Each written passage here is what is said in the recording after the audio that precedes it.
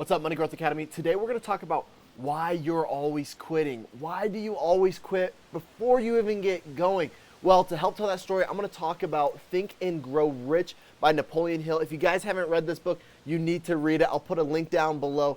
Pick up this book today. Seriously, if you have not read it, pick it up today. It's all about mindset, manifestation, how to go after your goals.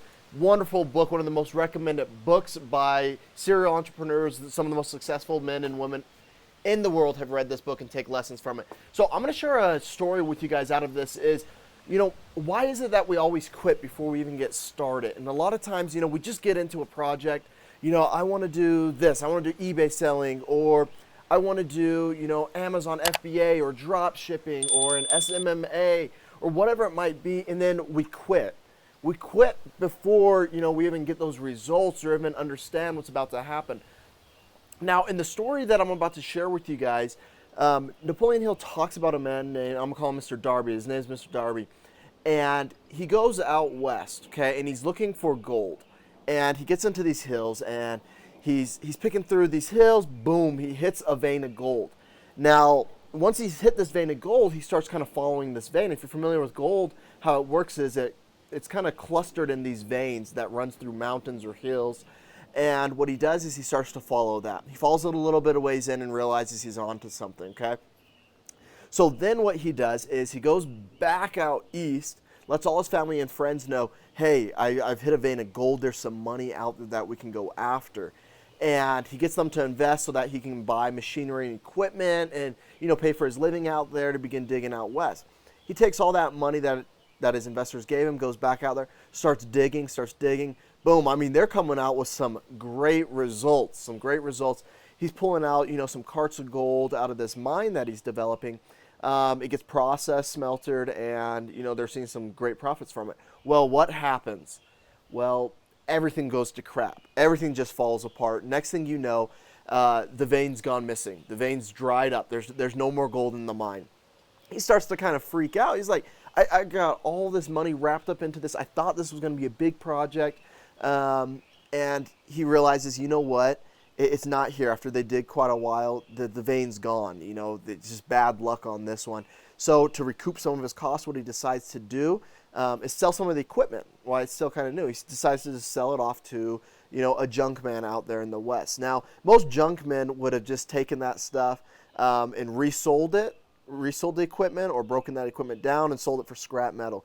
This junk man, though, was smart enough. This junk man said, you know what? These guys were on to something. They were making money. The only thing that happened is an event occurred that stopped them from making money. What if I could get over that event, okay? So what this man did is he went out and hired a land surveyor, or a geological surveyor, to come take a look at it, a mining specialist.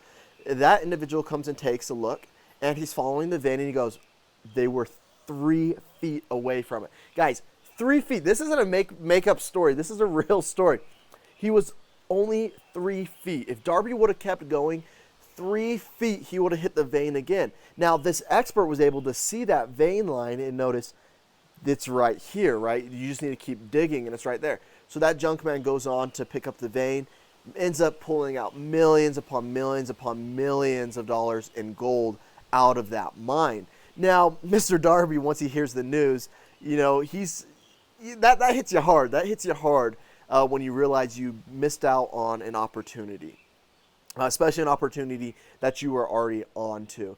Now, the thing with this, guys, is the reason I'm telling this story, the reason I believe Napoleon Hill tells this story, is the catch what comes after, okay? The catch that comes after Mr. Darby leaves that gold mine and what happens. Now, Mr. Darby could have just fallen apart at this point and, just consider himself just bad luck and not move on to do anything else in his life.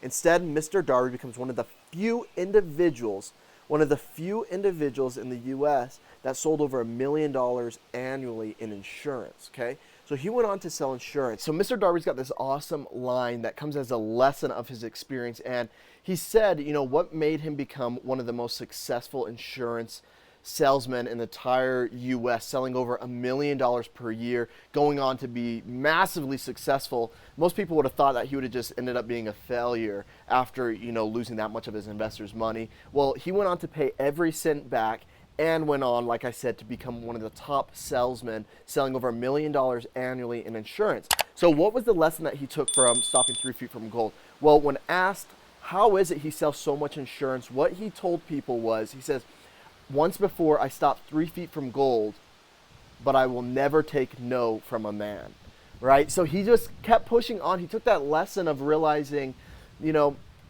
in this instance, selling insurance, you know, before I was 3 feet from striking gold and I stopped. What if I keep asking this individual? What if I keep helping walk this individual through this insurance plan? Eventually they're going to say yes, and I'm going to hit gold. So guys, the big difference I see between the junk man and Mr. Darby in this that you can actually use in achieving success. If you've hit a hard event, if you've bought a digital course or something, you've got to hustle in your regular job and you just feel like you're not getting it done, and you've kind of hit an event like Mr. Darby has, be like the junk man in this situation, guys, okay? Go out, find an expert, all right? So find a coach, find a mentor, watch someone on YouTube who's done it before you, buy someone's course, guys. Figure it out, okay? You guys can do it, but go get that expert knowledge. That's something Mr. Darby didn't do. The junk man had the common sense, though, to go find, you know, that expert in that field that could lead him right back onto the vein. Now, that might be what you need for your hustle, guys, whether it's Amazon FBA, eBay selling, whether it's an SMMA, you know, find an expert in that area, someone who can get you back on track, okay? Join a group, join a Reddit forum group on whatever business it is that you're doing. You guys can go out there, buy courses, invest in yourself, get that expert knowledge, guys, okay? So you can end up like the junk man in this situation and really extract that gold from that full potential that's there. Guys, thanks for watching Money Growth Academy. Make sure to hit that subscribe button down below so you can see more videos like this. I want to hear about your guys' stories. Leave a comment down below if you've been 3 feet from gold, and what lesson did you learn from that? Catch you guys later.